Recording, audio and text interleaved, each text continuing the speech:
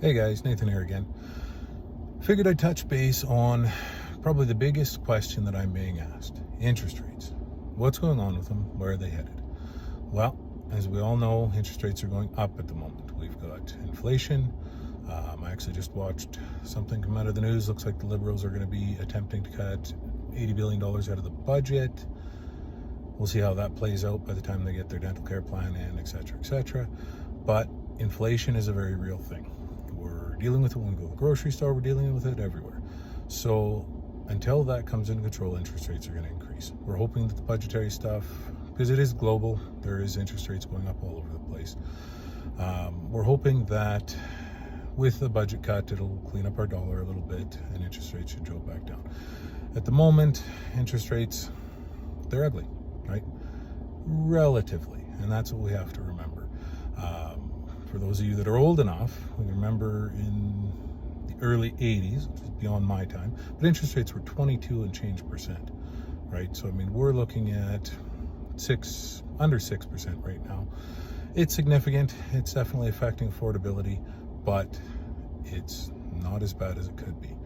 So for those of you looking in the market, looking to buy, it sucks. It's definitely causing an increase compared to 2 years ago.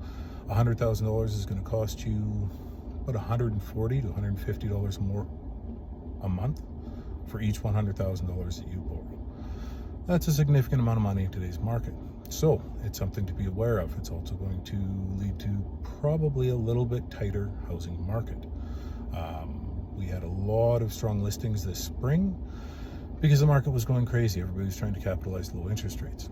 There, I believe, in my opinion, there's going to be less people listing. Now that prices are coming down, negotiating is going to be a little bit heavier. You're going to have less listings come on the market, and the market should balance itself out a little bit. We still have lots of people coming in from other provinces. That's driving, or going to maintain the price, or should maintain the price relatively for us. But the market's going to cool down a bit. Now, what does that mean? That means that there may be more opportunity for bargaining prices. I don't see the market falling out. I don't see a crash. But when it comes time to sign mortgages, we won't be doing the nonsense like waiving our inspections. We won't be doing the nonsense of multiple offers, hopefully, on houses. The last few years, anybody that's bought in it, the market has been horrendous for buyers, and it's been very unfortunate. Some of the things that they waived probably shouldn't have been.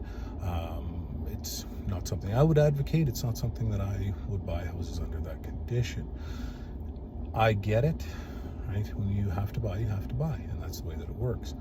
But we should be back to a decent market, but where buyers and sellers can meet on even terms. So what does that mean for buyers?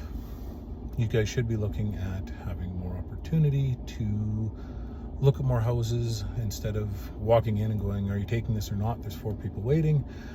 You'll be able to look at 2 or 3 of them and make a better rational decision. For sellers, this means you guys are going to have to be more aggressive.